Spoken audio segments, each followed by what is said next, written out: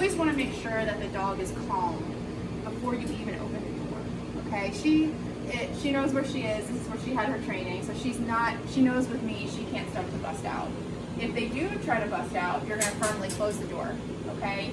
And you should be able to open this door completely and have a dog who's waiting for you and saying, what do you want me to do next? Okay, good girl, Ruby. At this point, it's a really good opportunity to put on your tools.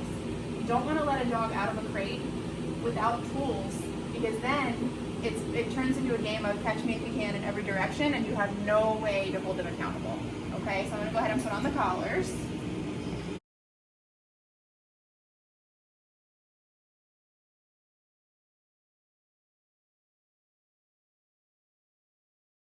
Attach your leash.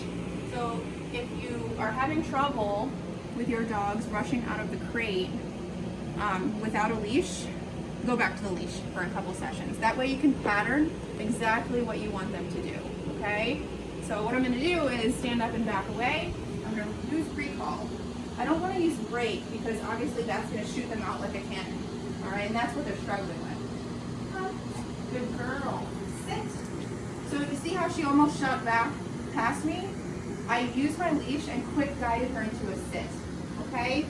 This is going to be the new pattern. No, sit.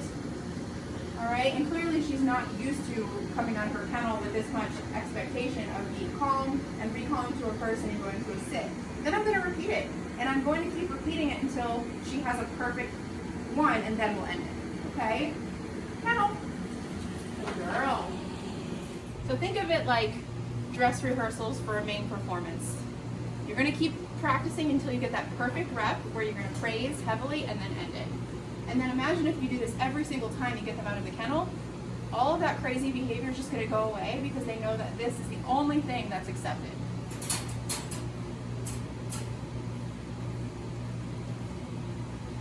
Come. Come. Sit. Good girl. All right. Kennel. Down. Good girl. She's a sweetheart. She is. What a sweetheart. But I can see a little bit of the struggle because she's recalling so fast, she's overshooting me. Or we want them to recall and sit right down. Down. Now she's starting to anticipate. And now I'm just going to take my time with it. She's a smart girl.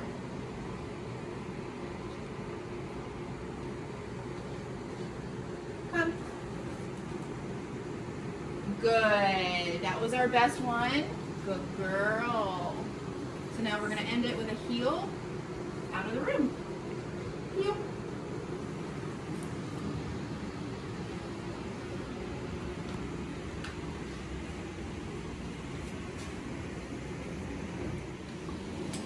Took me a solid 5 minutes to figure out how to use this kennel.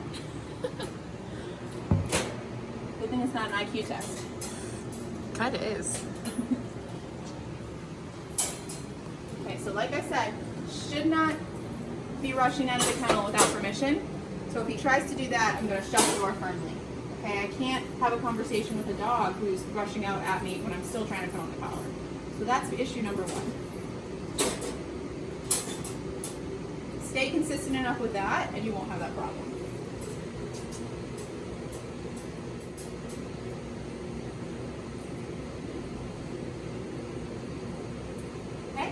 Take time to put my leash on. No.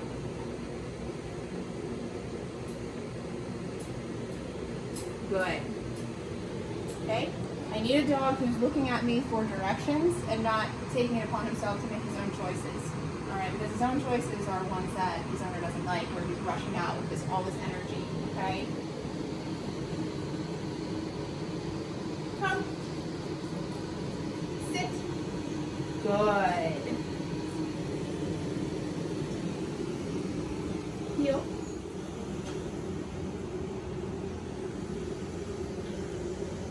Good. Sit. Good. Kennel. Good. So as you do that, as you stay really consistent with this, it's just going to be second nature to them, like it is at our board and train. Because if you think about it, me, Josh, and Gabby, every single time they're at a threshold, every single time they're coming in and out of their crate, they're held to the same standard. And so by day 2, they're just offering it to us. There's no effort at all because they know that's what's expected of them.